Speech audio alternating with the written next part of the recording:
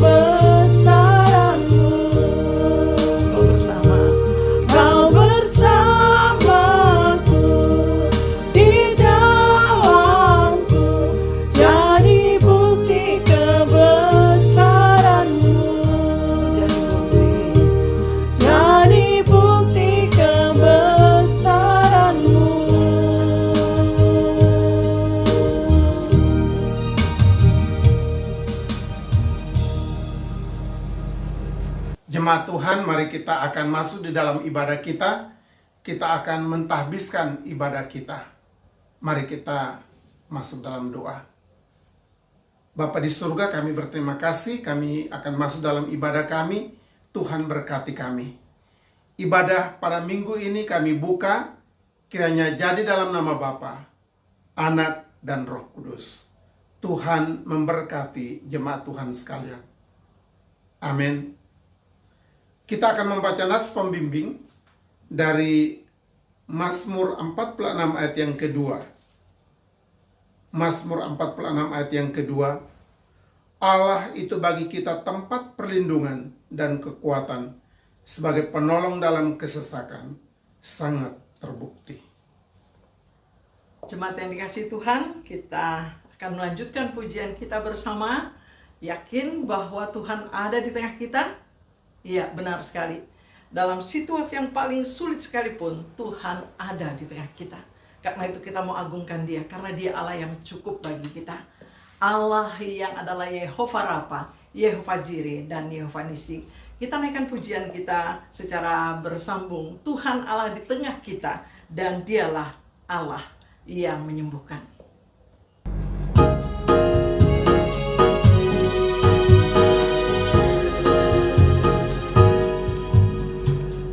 Tuhan Allah kita bertahta atas pujian umat-Nya.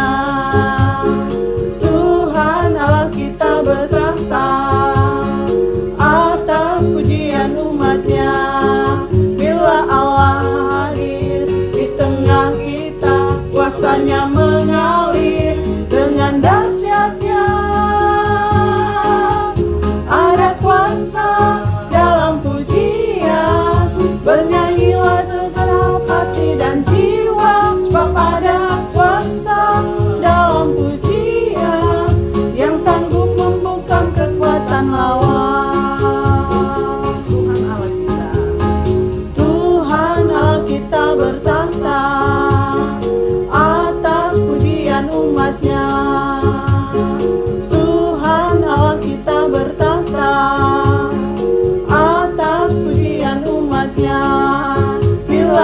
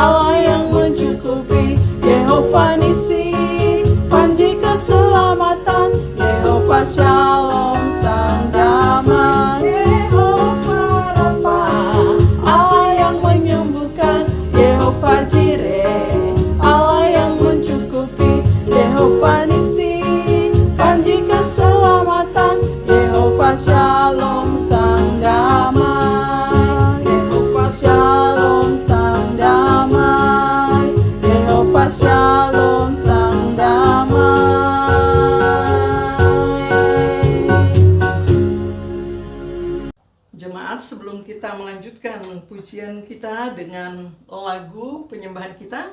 Kita bersama-sama bermazmur bagi Tuhan dari Mazmur pasal 99.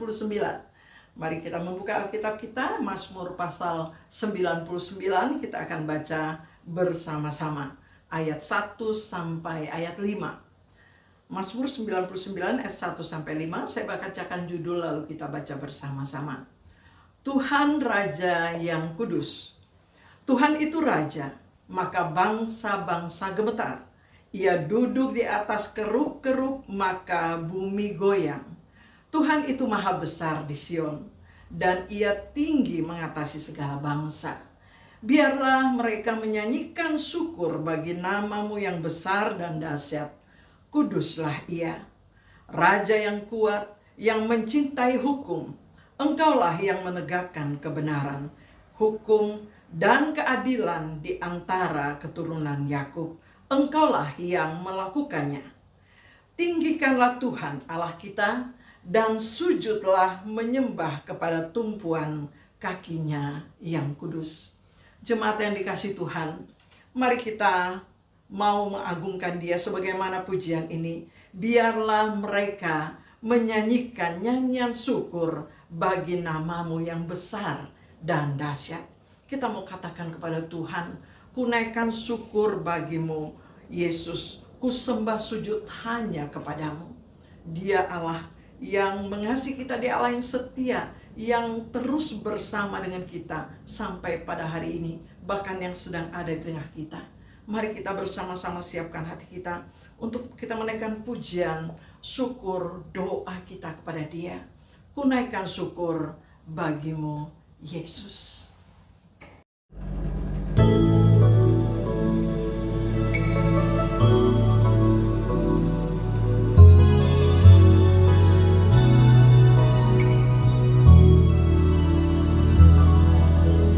Naikkan syukur padamu, Yesus.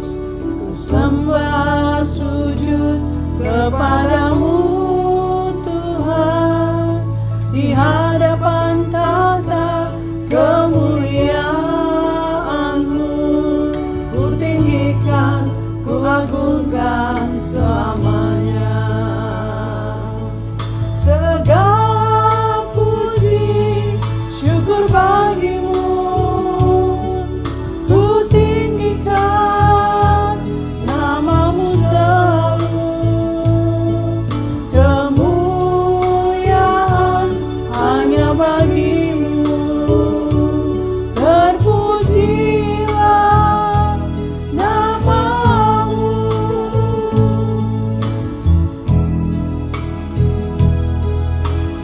Naikkan syukur padamu, Yesus. Ku sembah sujud kepadamu, Tuhan. Di hadapan tahta kemuliaan-Mu, ku tinggikan, ku agungkan selamanya. Segala puji syukur bagimu, ku tinggikan nama-Mu selalu. Kemuliaan hanya bagimu, terpujilah nama-Mu. Segala puji syukur bagimu, ku tinggikan nama-Mu selalu. Kemuliaan hanya bagimu, terpujilah nama-Mu. Terpujilah nama-Mu.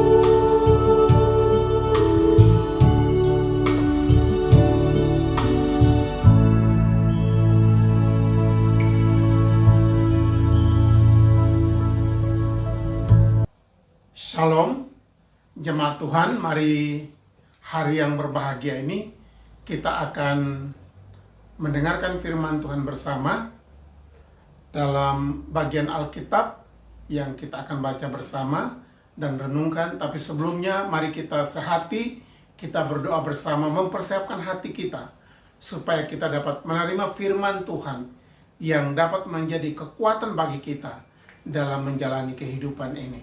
Baik, mari kita berdoa. Bapa di dalam sorga, kami berterima kasih. Kami bersyukur karena Tuhan masih memberikan kami kesempatan untuk duduk di kaki Tuhan, untuk mendengarkan suara Tuhan. Tidak ada tempat yang lebih indah dan lebih baik di saat kami berada di hadirat Tuhan, untuk menikmati segala yang baik yang Tuhan berikan kepada kami, khususnya melalui firman Tuhan. Berkati kami bagian Alkitab yang akan kami baca, beri supaya kami dapat menerima makanan rohani yang dapat menguatkan kami di tengah-tengah masa yang makin kelam, makin sukar, makin sulit saat ini. Terima kasih Bapa. Pakailah hamba yang terbatas ini untuk menyampaikan firman-Mu, sehingga kami semua, baik bagi hamba yang menyampaikan dan juga bagi kami semua yang mendengarkan, kami boleh bersama-sama diberkati oleh Tuhan. Terima kasih Bapa. Di dalam nama Tuhan Yesus Kristus, kami berdoa dan mengucap syukur. Amin. Baik jemaat Tuhan, kita akan membaca 2 ayat dalam Alkitab yang mempunyai arti yang sama. Pertama kita lihat di dalam kitab Hakim-Hakim pasal 2 ayat yang ke-15 dan Hakim-Hakim 10 ayat yang ke-9. Hakim-Hakim 5 ayat yang Hakim-Hakim 2 ayat yang ke-15 saya akan bacakan. Setiap kali mereka maju, tangan Tuhan melawan mereka dan mendatangkan malapetaka kepada mereka, sesuai dengan apa yang telah diperingatkan kepada mereka oleh Tuhan dengan sumpah, sehingga mereka sangat terdesak. Mereka sangat terdesak. Ayat yang berikut dalam Hakim-Hakim 10 ayat yang ke-9 dikatakan di situ, dan Bani Amon pun menyeberang sungai Yordan untuk berperang melawan suku Yehuda, suku Benyamin, dan keturunan Efraim, sehingga orang Israel sangat terdesak.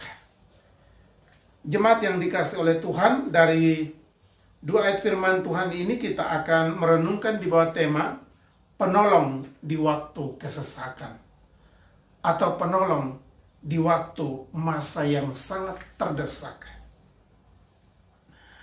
Kalau kita memperhatikan teks ini dan dengan kehidupan manusia yang kita alami, kita hadapi saat ini, maka tidak dapat kita mungkiri tiap saat, tiap waktu kita mengalami masa-masa yang disebut sebagai masa kesesakan. Kesesakan yang dimaksud di sini adalah kesulitan hidup, kondisi yang sangat menekan kehidupan kita, ya. Kesesakan itu bisa disebabkan oleh berbagai faktor yang terjadi di lingkungan atau di sekitar kita, sehingga membuat hidup kita menjadi begitu tertekan, begitu mengalami kesesakan. Nah, tentu dalam situasi ini, maka beberapa waktu yang kita sudah jalani, beberapa bulan ini, tentu kita merasakan masa-masa yang penuh dengan kesesakan. Itulah pertama tentu masa penyakit yang terus-menerus begitu bertambah di berbagai negara mereka yang terpapar dengan penyakit ini. Kemudian dampak daripada ini membuat juga tertekan atau menjadi masa kesesakan karena masalah ekonomi. Nah, 2 hal ini saling berkaitan satu dengan yang lain, yang tentu kita alami sebagai orang percaya dan sebagai bagian juga masyarakat di dunia ini mengalami kondisi seperti ini. Keadaan yang sangat mendesak atau keadaan yang sangat tertekan dalam masa kesesakan seperti ini. Nah, hal ini kita juga lihat di dalam teks firman Tuhan tadi tentang situasi bangsa Israel. Disebutkan di sini dalam 2 ayat yang kita baca tadi, di situ disebutkan dalam kalimat terakhir daripada ayat itu dikatakan mereka sangat terdesak. Umat Tuhan sangat terdesak. Nah, kalau kita memperhatikan mengapa mereka terdesak? Karena mereka diserang oleh musuh-musuh yang ada di sekitar mereka, sehingga mereka menjadi orang yang sangat terdesak, sangat tertekan saat itu. Sehingga kalau kita memperhatikan mengapa terjadi demikian, kalau kita memperhatikan dalam kitab Hakim-Hakim ini, kita mengetahui Hakim-Hakim sesudah kitab Pentateuch, yaitu 5 kitab Musa, kemudian yang menggambarkan tentang umat Tuhan sampai kepada para hakim.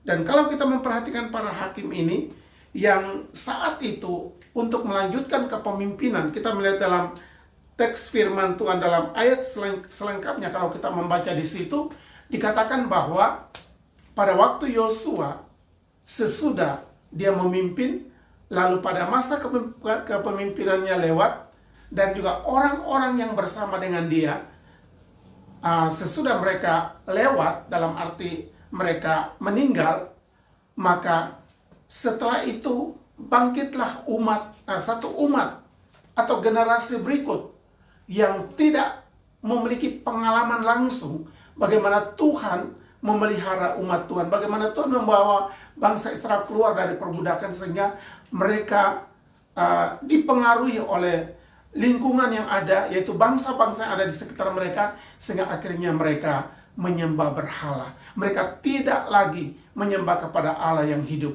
Mereka berbalik kepada berhala-berhala. Itulah sebabnya maka Tuhan menghukum mereka, Tuhan membiarkan mereka dengan bangsa-bangsa lain datang untuk merampok mereka, menjajah mereka, memerangi mereka, sehingga membuat mereka menjadi umat yang sangat terdesak. Dikatakan dalam pembacaan tadi bahwa di saat mereka pergi keluar berperang, justru mereka yang mengalami kekalahan. Sehingga kita melihat inilah kondisi, inilah situasi. Namun keadaan yang terdesak ini, kita melihat bagaimana cara Tuhan menolong mereka sehingga mereka bisa lepas daripada tekanan ini. Atau apa yang Tuhan inginkan, apa yang Tuhan mau dari umat Tuhan ini, supaya mereka lepas daripada tekanan ini.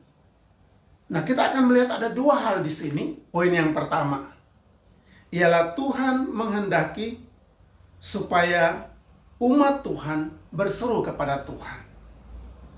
Tuhan menghendaki supaya mereka berseru kepada Tuhan. Nah, kita melihat mengapa mereka harus berseru kepada Tuhan. Karena kalau kita melihat dalam Hakim-Hakim 2 ayat yang ke-10, dikatakan setelah seluruh angkatan itu dikumpulkan kepada nenek moyangnya, maksudnya angkatan yang pertama itu meninggal, maka dikatakan bangkitlah sesudah mereka itu angkatan yang lain yang tidak mengenal Tuhan ataupun perbuatan yang dilakukannya bagi umat Israel. Lalu orang Israel melakukan apa yang jahat di mata Tuhan dan mereka beribadah kepada para Baal. Jadi mereka sudah berbalik dari Tuhan, lalu mereka menyembah kepada berhala. Mereka tidak mencari Tuhan. Itulah sebabnya kita melihat dalam poin pertama ini, Tuhan mau supaya mereka kembali berseru kepada Tuhan. Nah, hal ini dikuatkan lagi di dalam Yeremia pasal 33 ayat yang ketiga, dikatakan, berserulah kepadaku maka aku akan menjawab engkau dan memberitahukan kepadamu hal-hal yang besar dan yang tidak terpahami, yakni hal-hal yang tidak kau ketahui. Di sini kita melihat bahwa Tuhan memberikan satu perintah yang tegas, berserulah kepadaku. Tuhan berfirman, berserulah kepadaku. Mengapa? Karena Tuhan katakan, karena aku akan menjawab engkau. Di sini berbicara tentang Tuhan yang disembah oleh umat Israel, yang pernah berfirman kepada Musa, berfirman kepada Yosua. Tuhan yang sama ini berbicara kepada umat Tuhan supaya berseru kepada Tuhan, karena Tuhan akan menjawab. Di dalam masa kesesakan, berserulah kepada Tuhan. Sehingga dikatakan di sini, Tuhan akan menjawab dan akan memberitahukan hal-hal yang besar yang tidak terpahami, yakni hal-hal yang tidak kau ketahui. Nah, kalau kita mengerti ayat ini, berbagai situasi kesulitan dihadapi, siapa yang tahu? Siapa yang pernah berpikir bahwa tahun 2020 akan mengalami situasi yang mencekam seperti ini? Tidak ada orang yang tahu. Ya. Tapi kita semua di bawah Mas sekarang menjalani sudah sekian bulan. Walaupun berada di dalam ketidaktahuan. Tetapi Tuhan menyuruh kita berseru kepadanya. Di saat kita berseru kepada Tuhan, baru Dia akan memberikan pengertian kepada kita. Mengapa Tuhan izinkan berbagai situasi yang terjadi. Karena memang kita semua tidak mengetahui mengapa terjadi situasi ini. Orang hanya bisa menerka, hanya bisa menduga, ya, dengan berbagai terkaan dugaan. Tetapi apakah itu sesuai dengan yang Tuhan maksudkan? Tapi bagi orang percaya, kita tahu bahwa di saat kita berseru, karena kita tidak mengerti, karena kita tidak tahu, karena kita tidak bisa menghadapi dengan kekuatan kita sendiri, maka kita berseru kepada Tuhan dan Tuhan akan menjawab kita. Ya. Dan di saat Tuhan menjawab kita, maka Tuhan akan memberikan pengertian yang pasti kepada kita. Ya. Nah, kita melihat hal yang sama ini juga dikatakan oleh Tuhan Yesus di dalam Injil Matius 7 ayat yang ke-7 dikatakan, mintalah maka akan diberikan kepadamu. Jadi bagi kita orang percaya, dalam mengalami kesesakan, mengalami sesuatu yang menekan kehidupan kita, maka kita masih ada jalan keluar. Itulah berseru kepada Tuhan. Di saat kita menghadapi ke kiri, ke kanan, ke muka belakang, menghadapi tembok, maka kita masih ada jalan, yaitu ke atas, yang Alkitab katakan di sini, berseru kepada Tuhan. Nah, di saat kita berseru kepada Tuhan, Tuhan mendengar doa kita, seruan kita. Seruan dalam suara yang keras, atau seruan dalam suara yang sayup-sayup. Tuhan dengar. Dia sanggup mendengar suara yang jeritan, teriakan yang sayup. Dia sanggup dengar. Sama seperti seruan Yunus di perut ikan. Di dasar laut, Tuhan dengar. Berseru kepadanya, Tuhan dengar. Saya ada kesaksian pada waktu pelayaran dari Kalabahi ke Kupang, ya, sekitar tahun 78-79, saya tidak terlalu ingat persis. Tapi di saat itu kapal perahu yang kami tumpangi hampir akan tenggelam. Dan barang-barang semua dibuang ke laut. Lalu perahu yang kami tumpangi itu diterpa dengan angin kencang, gelombang yang sangat tinggi, dan air laut dari sebelah ke sebelah sana, semua penumpang dalam keadaan basah kuyup, kedinginan tengah malam. Dan di dalam keadaan tengah malam yang begitu gemetar, saya hanya berseru, Tuhan, saya ingin melayani Tuhan, saya mau melayani Tuhan, hanya kata itu. Jeritan yang tidak didengar oleh orang sekitar. Masing-masing tentu mereka juga berseru, dan saya sendiri pun berseru. Dan saya tahu suara saya sangat kecil dibandingkan dengan suara yang lain. Tapi suara yang sayup itu Tuhan dengar. Ya. Dan akhirnya perahu itu tidak jadi tenggelam. Kami balik kembali ke Kalabahi dan semua penumpang selamat. Ya. Di sini kita mengerti bahwa kalau di saat kita berseru kepada Tuhan, Dia sanggup mendengar. Dalam masa kesesakan, Tuhan mau supaya kita berseru kepada Tuhan. Mungkin dalam hidup kita ada pergumulan-pergumulan yang menekan kita. Ingat, berserulah kepada Tuhan. Tuhan kita hidup. Tuhan kita hidup. Dia sanggup mendengar doa-doa yang kita naikkan kepadanya. Yang kedua, yang kita akan lihat ialah bagaimana cara Tuhan menolong. Cara Tuhan menolong, kalau kita perhatikan, itulah Tuhan membangkitkan para hakim. Tuhan membangkitkan hakim. Karena apa? Kita tahu bahwa dalam pemerintahan Israel pertama ialah dalam pemerintahan teokrasi. Di bawah pimpinan Musa dan Yosua. Selanjutnya, tidak ada lagi pemimpin. Sebutnya Tuhan yang langsung memerintah dalam pemerintahan teokrasi. Tapi umat Israel telah menyimpang dari Tuhan. Mereka telah meninggalkan Tuhan sebagaimana ayat yang kita bacakan tadi bahwa mereka menyembah kepada Baal. Walaupun pemerintahan Tuhan secara teokratis tetap berjalan. Dan itulah sebabnya Tuhan membangkitkan para hakim. Ada 14 hakim dalam generasi yang berbeda. Hakim-hakim yang berbeda diangkat oleh Tuhan untuk memimpin umat Israel untuk mengalahkan musuh-musuh yang datang menyerang mereka. Para hakim adalah orang-orang yang biasa, tapi mereka dipilih oleh Tuhan, dipakai dihinggapi roh. Ya, itulah cara kerja Roh Kudus dalam Perjanjian Lama. Tuhan berikan kepada orang tertentu untuk melaksanakan tugas tertentu, kemudian Roh Kudus itu akan diambil kembali. Tetapi dalam zaman Perjanjian Baru, di hari Pentakosta Roh Kudus dicurahkan dan menyertai orang percaya sampai dengan hari ini. Kita kembali melihat tentang bagaimana para hakim ini. Mereka adalah orang-orang yang sederhana, dipakai oleh Tuhan untuk memimpin, untuk memerintah umat Israel. Nah, demikian juga di dalam situasi yang kita hadapi saat ini, di mana Tuhan juga bisa memakai manusia. Karena kalau kita memperhatikan sepanjang Alkitab, dalam kisah-kisah Alkitab, Tuhan memakai manusia-manusia Tuhan yang Tuhan berkenan untuk menjadi alat di tangannya. Dan orang-orang yang dipakai Tuhan ini di sini kita melihat tentu ialah pertama di dalam memimpin umat Israel, para hakim. Nah, kita bisa samakan dengan atau bisa aplikasikan dengan para pemimpin-pemimpin yang Tuhan angkat untuk memerintah, untuk mengatur, untuk kesejahteraan, untuk keamanan. Dan apalagi saat ini kita hadapi, ada peraturan pemerintah, kita harus taat.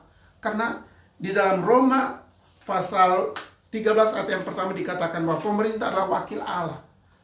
Mereka bekerja, melakukan tugas untuk kesejahteraan masyarakat.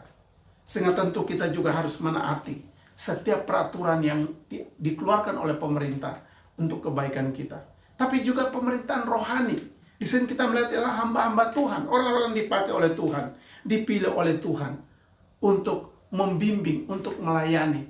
Maka dalam kapasitas ini kita mengerti bahwa para hakim pada zaman kini ialah orang-orang dipakai oleh Tuhan. Dan mungkin tidak hanya orang luar, kita pun Tuhan bisa pilih menjadi alat di tangan Tuhan untuk menjadi berkat bagi orang lain, untuk melayani orang lain, untuk melayani orang lain, untuk kebaikan orang lain.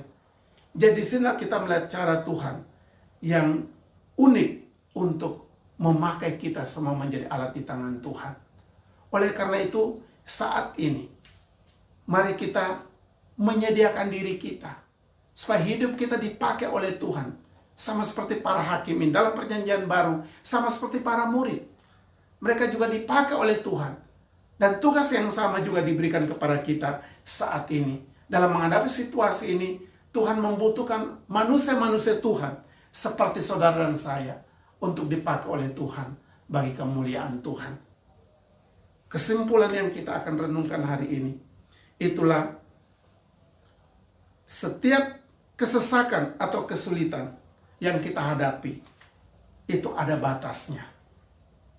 Persoalan, pergumulan apapun yang kita hadapi, yang menekan hidup kita, ingat bahwa itu tidak selamanya, ada batasnya. Tuhan izinkan kita alami, supaya di dalam situasi itu, kita mencari Tuhan, kita berseru kepada Tuhan, sebagaimana umat Tuhan.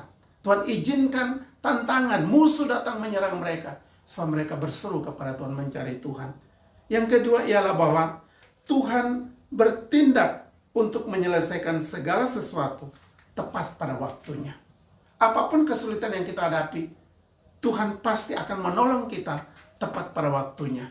Hanya kita tidak mengetahui kapan waktu itu, tapi jelas Tuhan mempunyai waktu untuk menyelesaikan persoalannya bagi kita. Sama seperti tiap-tiap zaman dalam zaman hakim-hakim, persoalan yang mereka hadapi, Tuhan bangkitkan seorang pemimpin, dipakai Tuhan untuk menyelesaikan, mengatasi persoalan itu. Demikian juga yang kita hadapi saat ini. Apapun persoalan, kita tahu Tuhan sanggup menyelesaikan. Asal kita hidup selalu berseru dan bergantung kepada Tuhan.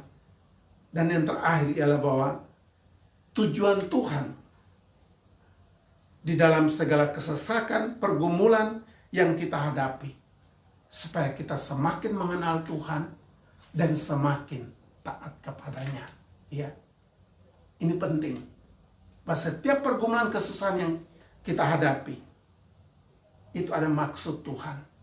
Supaya saudara dan saya lebih mengenal Tuhan. Pengenalan akan Tuhan semakin dalam. Kemudian Tuhan mau supaya kita tetap taat kepadanya. Kiranya Tuhan memberkati. Mari kita berdoa. Bapa, kami berterima kasih untuk firman-Mu.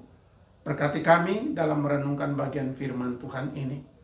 Meteraikan firman Tuhan, supaya kiranya itu menjadi berkat dalam kehidupan kami. Supaya dalam masa kesesakan yang kami hadapi secara global saat ini, kami tahu kemana kami pergi, kemana kami berseru. Itulah kami berlari kepada Tuhan dan berseru kepada Tuhan. Terima kasih Bapa. Dalam nama Tuhan Yesus kami berdoa. Amin. Bersama orang percaya di seluruh dunia, mari kita menyampaikan pengakuan iman rasuli. Kita mulai. Aku percaya kepada Allah, Bapa yang Maha Kuasa, Khalik langit dan bumi, dan kepada Yesus Kristus, anaknya yang tunggal Tuhan kita, yang dikandung daripada Roh Kudus, lahir dari anak darah Maria, yang menderita sengsara di bawah pemerintahan Pontius Pilatus, disalibkan, mati dan dikuburkan, turun ke dalam kerajaan maut. Pada hari yang ketiga, bangkit pula dari antara orang mati, naik ke sorga, duduk di sebelah kanan Allah, Bapa yang Maha Kuasa, dan akan datang dari sana untuk menghakimi orang yang hidup dan yang mati. Aku percaya kepada Roh Kudus, gereja yang kudus dan am, persekutuan orang kudus, pengampunan dosa, kebangkitan daging, dan hidup yang kekal. Amin. Jemaat yang dikasih Tuhan, kita akan bersama-sama berdoa syafaat terlebih dahulu. Nanti sesudah itu baru kita akan memberikan persembahan syukur kita. Mari kita bersama-sama berdoa. Bapa kami yang di surga, kami bersyukur kepadamu untuk hari ini. Terima kasih bahwa Tuhan masih memberikan kami kesempatan untuk menikmati anugerah Tuhan dalam ibadah, walaupun melalui video ini. Kami bersyukur kepadamu Tuhan. Kami mengagungkan Engkau, Allah yang ada di tengah kami dan yang sudah berfirman bagi kami. Kami memuji Engkau untuk setiap perubahan situasi yang Tuhan izinkan terjadi di tengah-tengah kami, di mana kami tinggal, di mana kami bekerja.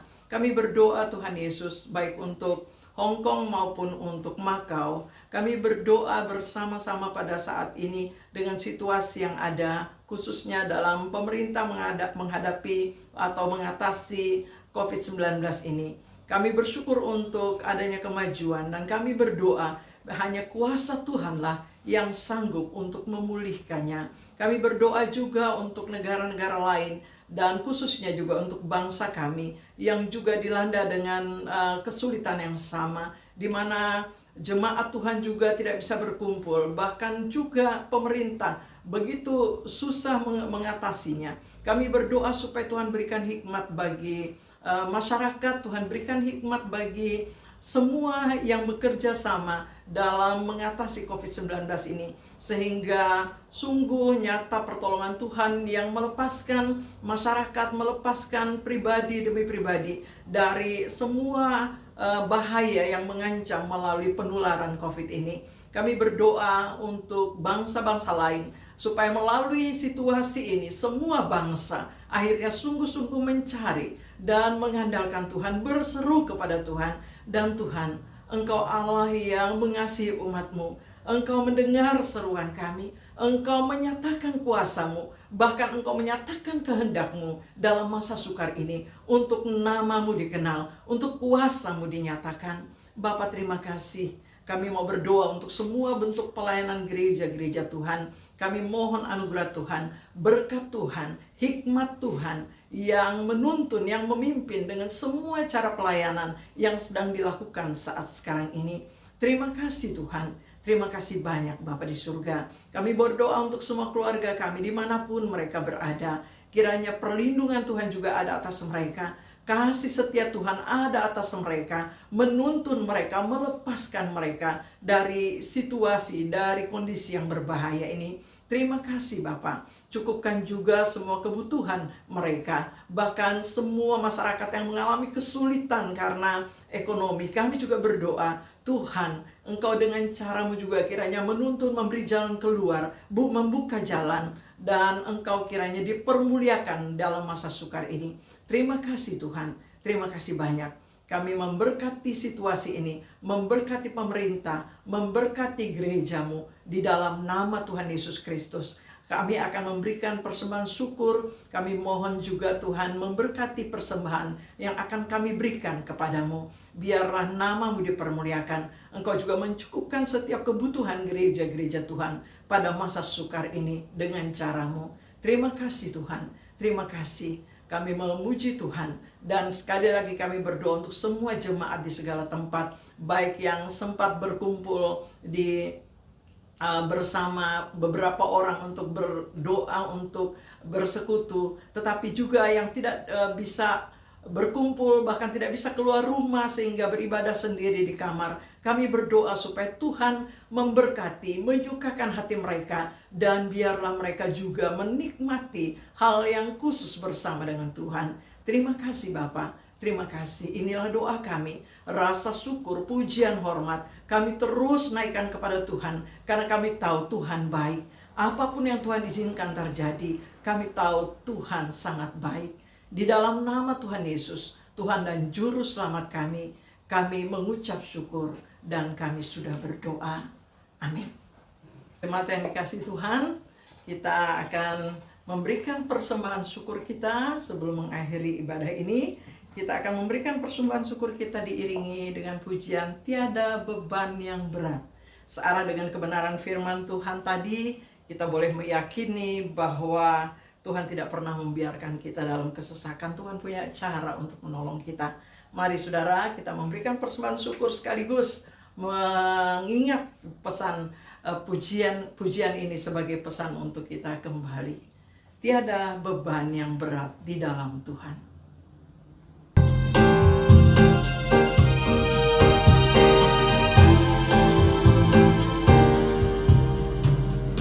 Tiada beban yang berat di dalam Tuhan. Gunung yang sangat tinggi dipindahkannya, badai hidup yang besar diredakannya, hati yang hancur luluh dihiburkannya. Jika Dia mengatur semua isi dunia, ku tahu Dia pun juga pimpin hidupmu. Jika Dia mengatur semua jalan hidupmu, ku tahu Dia pun juga pimpin hidupmu. Tiada beban yang berat di dalam Tuhan. Gunung yang sangat tinggi dipindahkannya, badai hidup yang besar diredakannya, hati yang hancur luluh dihiburkannya.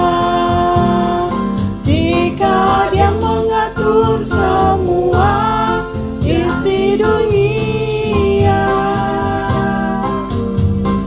ku tahu Dia pun juga pimpin hidupmu. Jika Dia mengatur semua jalan hidup,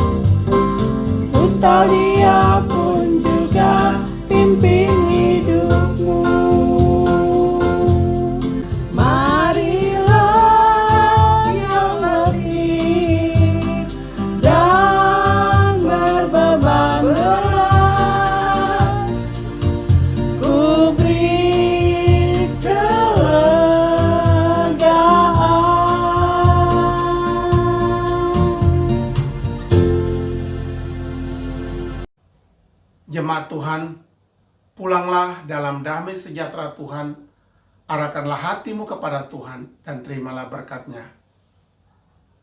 Kasih, karunia, dan damai sejahtera dari Allah Bapa kita, dari Tuhan kita Yesus Kristus, dan oleh persekutuan Roh Kudus, menyertai memberkati kita semua, mulai hari ini sampai Tuhan Yesus datang kembali.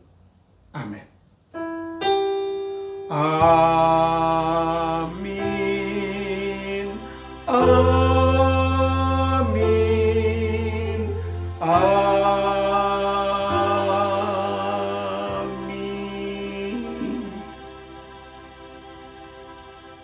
Amin. Tuhan memberkati.